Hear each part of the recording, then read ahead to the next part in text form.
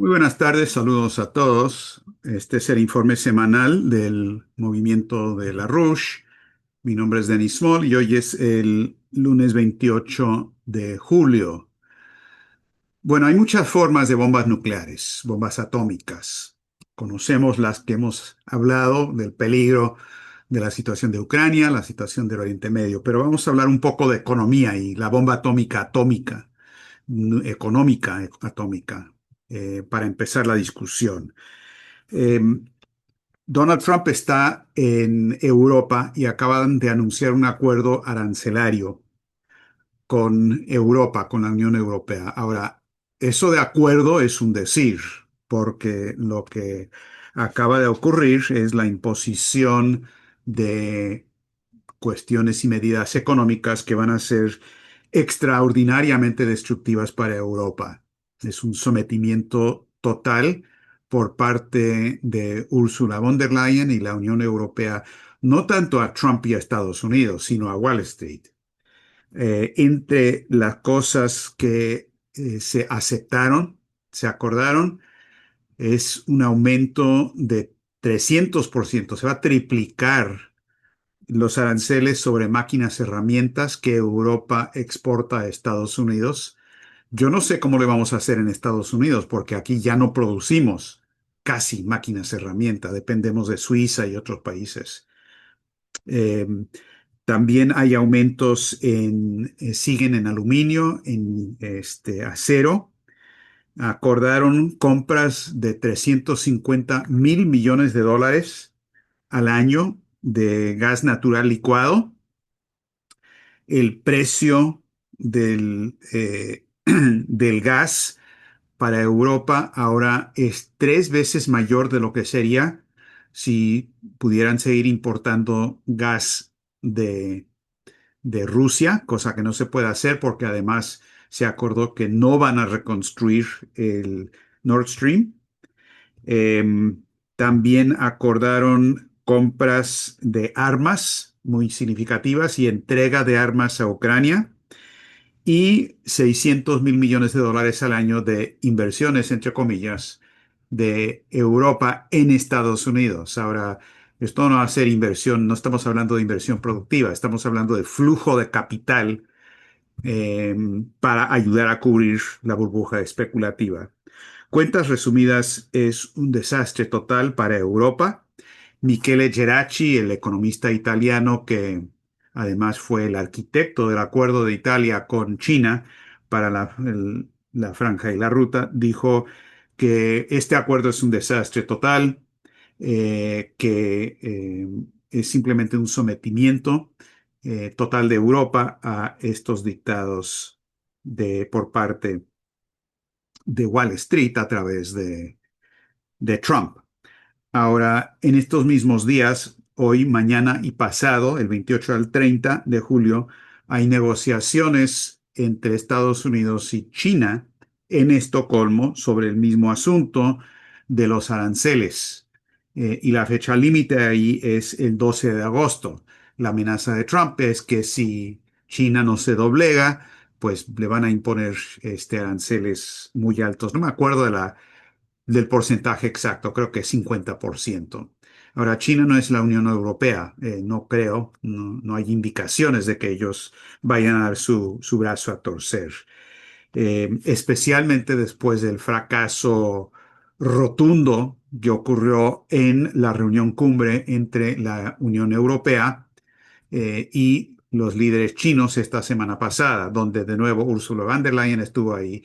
No hubo comunicado final. Lo único que acordaron fueron unos puntos sobre cambio climático, pero nada sobre ningún otro punto de acuerdo. Y más bien los europeos se la pasaron dándole cátedra a China sobre cómo se tenía que portar en la cuestión de Ucrania, Rusia y todo lo demás. Los chinos no les gusta para nada que les den órdenes y les digan lo que tienen que hacer, y eso resultó en que se recortara la reunión programada de 2 días a un día y que simplemente no hubo comunicado final. Luego tenemos la situación donde este viernes, hoy estamos al lunes 28, el viernes es el 1 de agosto, es la fecha límite donde eh, entre otros países, Sudáfrica y Brasil, tienen que llegar a acuerdos, es decir, se tienen que someter a los dictados de Trump. En el caso de Sudáfrica, están hablando de amenazas de aranceles del 30%, y ya en Sudáfrica han anunciado claramente que si eso ocurre, como ya ha pasado con los otros aranceles, va a significar una destrucción económica muy significativa para Sudáfrica. Pero luego está el caso de Brasil, donde está la amenaza de aranceles del 50% si el gobierno de Lula no se somete a los dictados de Trump en cuanto al asunto Bolsonaro, es decir, dejarlo libre, levantar la demanda que existe y básicamente crear las condiciones para que salga electo presidente de nuevo Bolsonaro o una persona que él indique. Esto no va a ocurrir. Los brasileños no están para esos juegos, pero las consecuencias de esto van a ser verdaderamente graves y significativas para Brasil. El, eh, el periodista nacionalista muy conocido en Brasil, Luis Nassif, de la influyente cadena de medios GGN, que por cierto ha publicado materiales nuestros, editoriales de la IR y demás, entrevistó, como suele hacer, porque él tiene acceso y entrevista bastante, a Celso Amorim, el asesor internacional principal de Lula.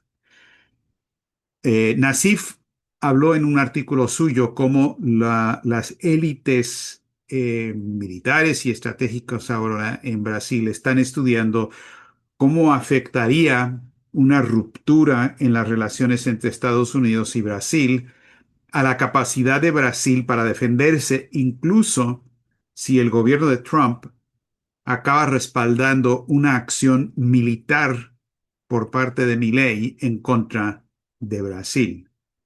Esto es lo que están pensando y considerando. Yo no estoy diciendo que esto es lo que está ocurriendo. Lo que estoy diciendo es que se está debatiendo y pensando esto en Brasil, y si yo fuera brasileño estaría pensando lo mismo. Ahora, Celso Amorín dijo lo siguiente en la entrevista de 40 minutos que dio a Nassif. Dijo que Estados Unidos, para imponer sus condiciones, ha abierto investigaciones bajo la sección 301 del representante de comercio de Estados Unidos. Ahora, Amorim dijo que estas cosas, la 301, se utiliza para imponer sanciones comerciales unilaterales a los países. Y dijo textualmente Amorim, son la bomba atómica del sistema comercial estadounidense. Esto me parece una descripción muy apropiada. Amorim, en una entrevista que dio al Financial Times, dijo que los ataques de Estados Unidos en contra de Brasil están reforzando nuestras relaciones con los BRICS, porque queremos tener relaciones diversificadas y no depender de ningún país en concreto, según lo que le dijo al Financial Times. Cuentas resumidas, lo que está pasando es que por la política que ha adoptado Trump en estas cuestiones que vienen directamente de los mercados, es decir, de Wall Street y la City de Londres, se están creando condiciones equivalentes a una guerra militar, una guerra económica, militar, de destrucción total. Estamos hablando de lo que se había hablado hace décadas en la Comisión Trilateral como la desintegración controlada del sistema.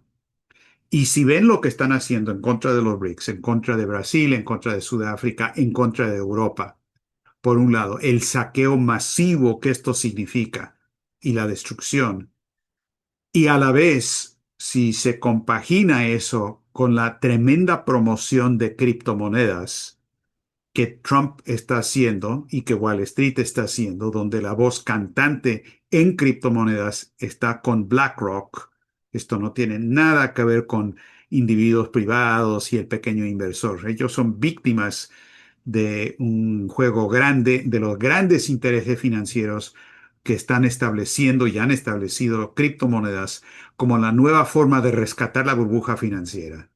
Si vemos el cuadro general, lo que vemos es un flujo masivo de producción económica en dirección de apuntalar la burbuja especulativa.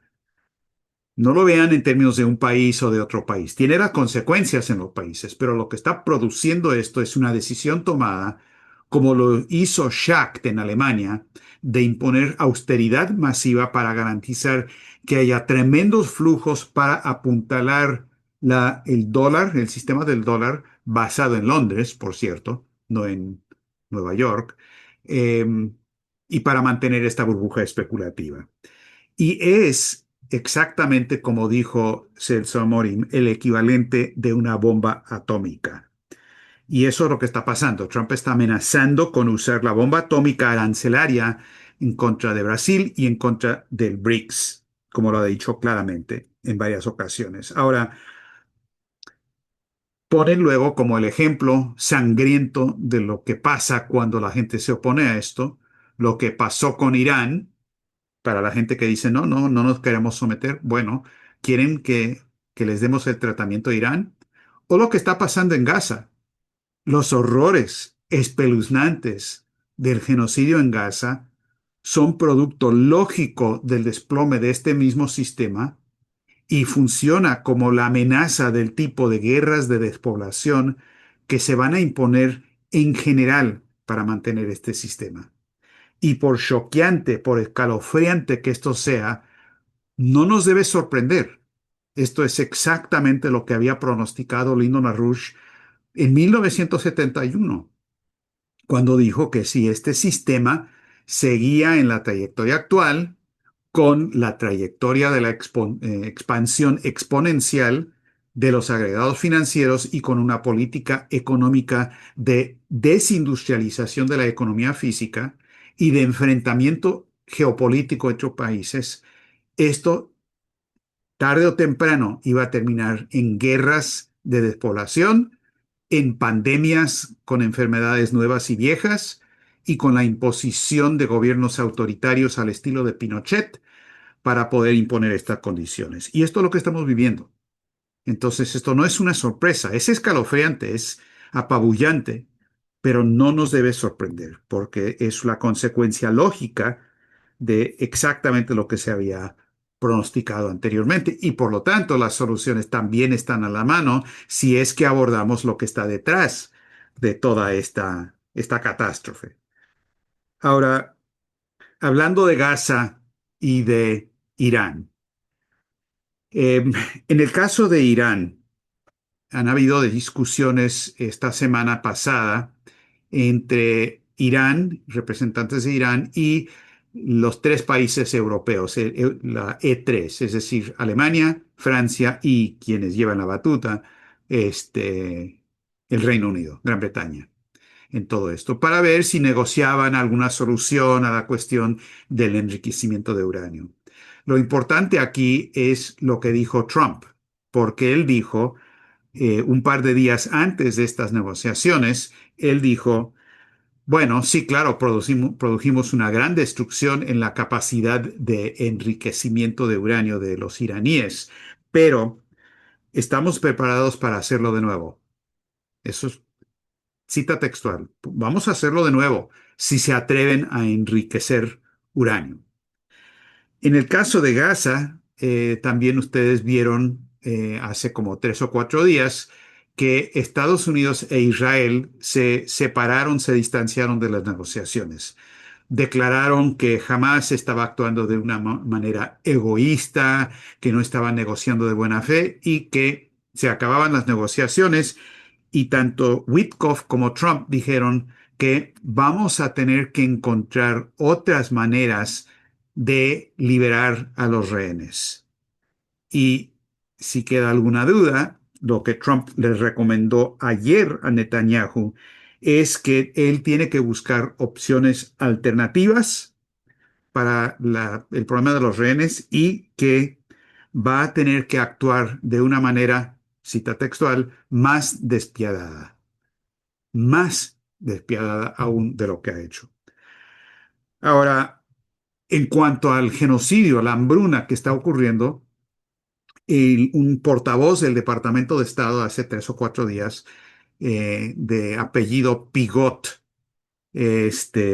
dijo que sí, pues si hay un poco de hambre en Gaza, la culpa la tiene Hamas, porque si ellos no hubieran tomado los rehenes, lo único que tienen que hacer es soltar los rehenes y se acaba el problema. O sea, la culpa no es de Israel, la culpa es de Hamas.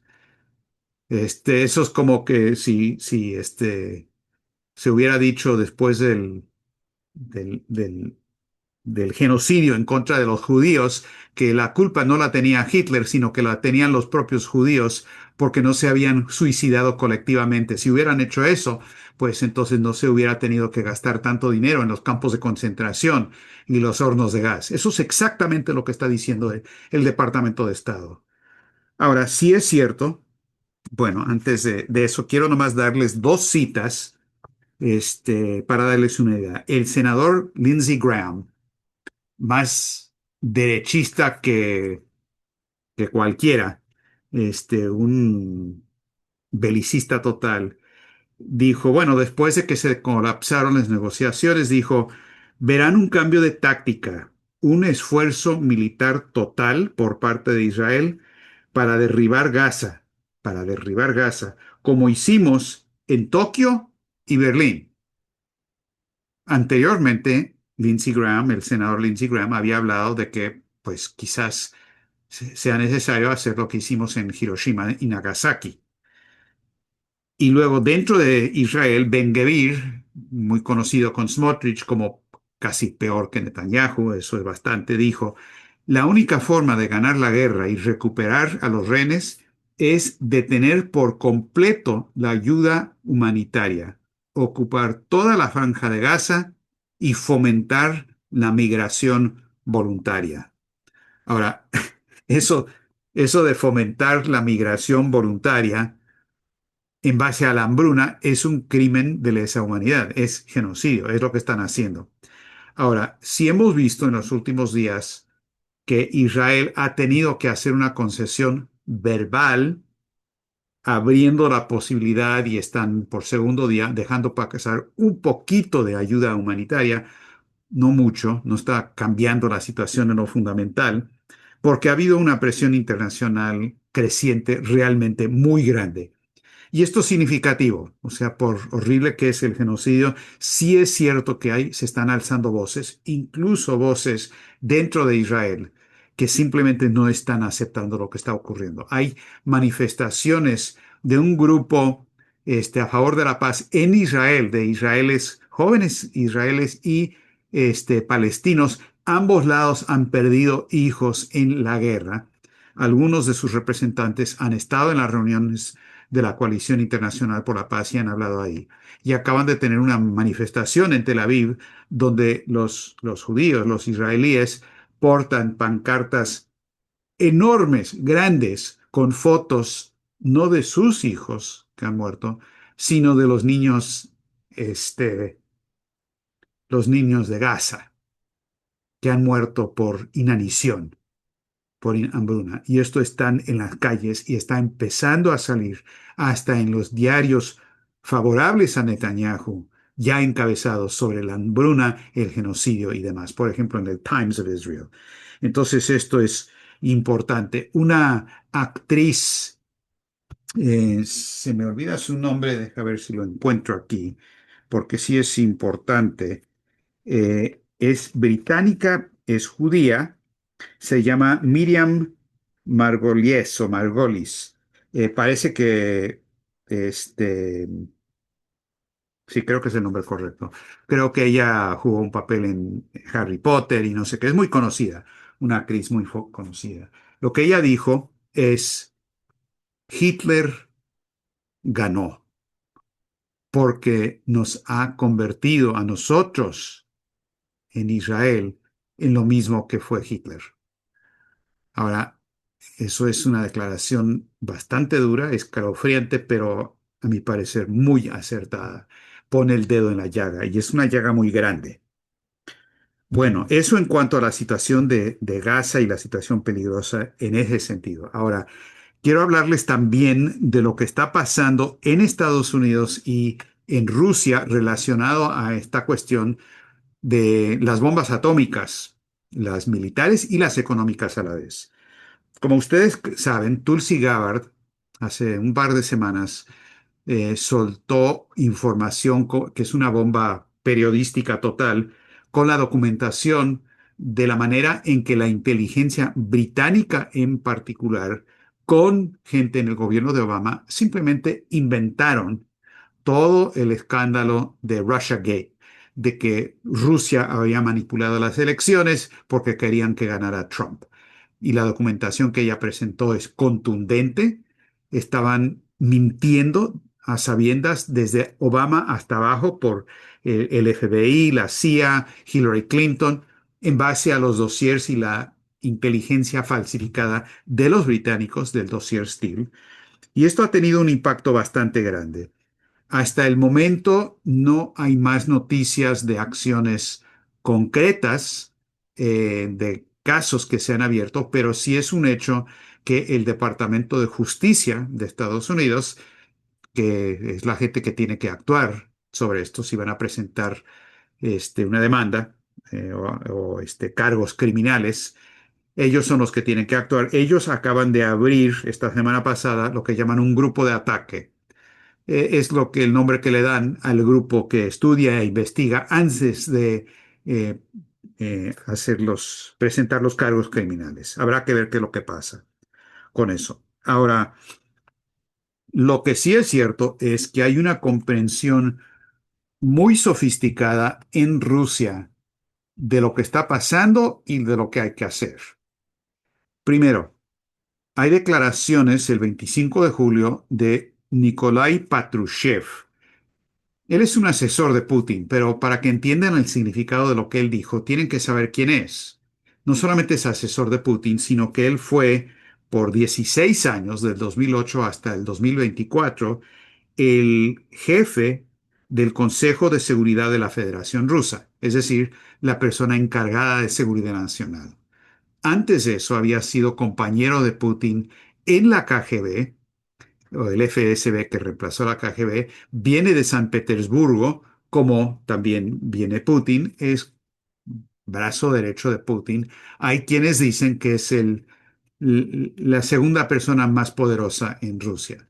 Eso no me consta, pero se lo refiero porque es lo que mucha gente dice de él, y lo que sí es cierto es que él tiene una relación estrecha de confianza con Vladimir Putin. Dicho eso, Patrushev el 25 de julio dijo lo siguiente, que él prevé que Londres podría estar fácilmente preparando algo para escenificar una eh, operación de bandera falsa. Ahora, esta operación, esto es interesante porque él dice, el propósito de tal bandera falsa sería descarrilar los esfuerzos del presidente Donald Trump para resolver el conflicto en Ucrania y normalizar las relaciones con Moscú. Y luego dijo, creo que los funcionarios de la Casa Blanca se dan cuenta de con qué tipo de aliado están tratando, declaró Patrushev. Es decir, y luego precisó que estaba hablando de que posiblemente lanzar este, de un submarino en el Mar Negro, este, un ataque con supuestas armas rusas en contra de buques norteamericanos para justificar un ataque de bandera falsa.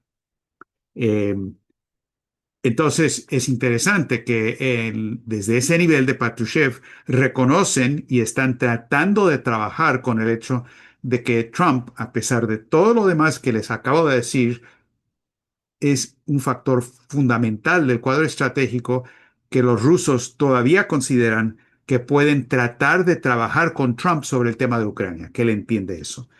Y nosotros coincidimos con esa evaluación y Rusia está haciendo exactamente lo que debe hacer. Es un hilo que se ha vuelto más delgado, pero es un hilo muy real y es importantísimo tratar de jalar a Trump con ese hilo. Ahora, dijo que, bueno, eso de Patrushev, el día anterior hubo declaraciones de la presidente del Consejo de la Federación Rusa, es decir, el Senado de Rusia. Ella se llama Valentina Matviyenko. Matviyenko es no solamente una senadora muy importante, se le considera de entre las personas más poderosas en el Kremlin, en Moscú, no en el Kremlin, sino en Moscú. Ella es producto también de todo el círculo de políticos y diplomáticos formados por el famoso canciller y primer ministro de Rusia, Yevgeny Primakov, quien también fue autor de la idea del RIC y luego del BRICS. Entonces, lo que dijo Matviyenko es lo siguiente sobre lo que había denunciado Tulsi Gabbard. Dijo, bueno, el nivel de manipulación que se llevó a cabo, la falsificación de hechos inventados, la falsificación de acusaciones contra un Estado en particular, es decir, Rusia, es, por supuesto, una vergüenza para Estados Unidos, porque no se trataba solo de una falsedad inventada por alguien, sino de una provocación deliberada por parte de ese gobierno estadounidense. Bueno, dijo Matviyenko, si ustedes han admitido, señores, que se trata de una mentira, de una invención, entonces deberán cancelar todo lo que han hecho basándose en esa mentira. Cierra comillas. Es decir, levanten las sanciones, levanten toda la provocación de guerra en contra de Rusia que provino de eso. De nuevo, una persona clave, no estamos hablando de un periodista que hace una declaración, está la gente más cercana al poder en Moscú. Y luego Lavrov, el canciller de Rusia, dijo el 22 de julio lo siguiente: realmente espero que el enfoque razonable que ha mostrado el gobierno de Trump en esta situación, es decir, sobre la cuestión de negociar sobre Ucrania, luego de que sustituyó al gobierno de Biden, que hablaba al unísono con los europeos desquiciados, este enfoque razonable que incluye la voluntad de dialogar y la voluntad de escuchar y oír, no pase desapercibido para los europeos, a pesar de todas las discusiones sobre la necesidad de armar al régimen de Kiev una y otra vez a costa de los contribuyentes europeos. Entonces, Lavrov también está manteniendo la puerta abierta, es más, abriéndola un poco más para las discusiones necesarias de Estados Unidos con Rusia sobre el tema de Kiev. Eh, por otro lado, sin embargo, también reconocen los peligros, porque dentro de Estados Unidos, por ejemplo, la persona encargada de las fuerzas terrestres de la OTAN es un general norteamericano, Donahue, amenazó la semana pasada de que sí, la OTAN está preparada para tomar control de Kaliningrado, que es el exclave ruso, es territorio ruso separado física, geográficamente del resto de Rusia por unos, no sé, 100, 200 kilómetros, eh, pero que tienen ya preparadas las opciones para tomar control de eso. Patrushev, el mismo Patrushev que dijo lo que les mencioné antes, dijo lo siguiente a Sputnik sobre eso. Hace tiempo que conocemos los planes occidentales con respecto a Kaliningrado. Solo puedo comentarlos de la única forma posible. La región de Kaliningrado es parte integrante de Rusia y cualquier invasión militar será respondida de forma inmediata y contundente con todas las fuerzas y medios a nuestro alcance, tal y como establecen la doctrina militar y los principios de la política estatal en materia de disuasión nuclear. Rusia cuenta con todos los instrumentos militares necesarios para garantizar la seguridad de la región de Kaliningrado. Cierra comillas. Traducción: si se mete con Kaliningrado, es posible que utilicemos armas nucleares en contra de quienes iniciaron esa invasión a territorio ruso. Ahora, el movimiento de la Rusia en estos momentos se está preparando y dentro de unos días va a estar disponible un documento, una documentación sobre las revelaciones de Tulsi Gabbard, enfatizando en particular el papel de los británicos y que de lo que se trata no es una pelea interna entre demócratas y republicanos, sino tratar de imponer una política de guerra y guerra nuclear en contra de Rusia y explicar eso a la población de Estados Unidos para que tomen lleguen a las conclusiones necesarias, no solamente en contra de quienes han lanzado eso, sino también el problema político, tal y como dijo Matviyenko. Si la política es errónea, cambiemos eso de inmediato. Y por supuesto, abrir las posibilidades de cooperación con lo que están lanzando y están haciendo BRICS, la mayoría global en general. Sobre ese punto, hay que prestarle mucha atención a lo que va a pasar a fines de agosto y principios de septiembre en otra parte del planeta. O sea, sí, tenemos que ver lo de Gaza y pelear en contra de eso, tenemos que ver lo que pasa en nuestro hemisferio y hacer lo mismo, pero hay otro mundo que está haciendo cosas en otras partes del planeta. Va a haber una reunión de la Organización de Cooperación de Shanghái el 31 de agosto al 2 de septiembre en Chongqing, en China. Es muy probable, bueno, va a ir Putin, se va a reunir con Xi Jinping, es muy probable que vaya Modi de India. Si Modi va a, a India, perdón, de India a China, es muy probable que también se reúna con Xi Jinping, lo cual sería extraordinariamente importante para eliminar una de las cuñas que los británicos han metido para parar la unidad necesaria para crear las alternativas a su sistema. También es posible que se hable, que haya una reunión, no solamente bilateral Modi-Xi, sino también una reunión del RIC, Rusia, India, China. Ahora, esto es algo que el propio Lavrov había planteado en junio de este año en la reunión, eh, ¿dónde fue? En una reunión, Lavrov hizo un llamado para que se reactive el RIC. El RIC es producto de las ideas de Primakov, es el núcleo del que sale el BRIC y luego el BRICS y ahora el BRICS ampliado. Y dijo Lavrov que sí, quisiera confirmar nuestro sincero interés en reanudar lo antes posible la labor en el formato de la Troika Rusia, India, China, creada hace muchos años por iniciativa de Yevgeny Primakov, ex primer ministro ruso. Y luego sigue Lavrov, dice que desde entonces ha organizado más de 20 reuniones a nivel ministerial.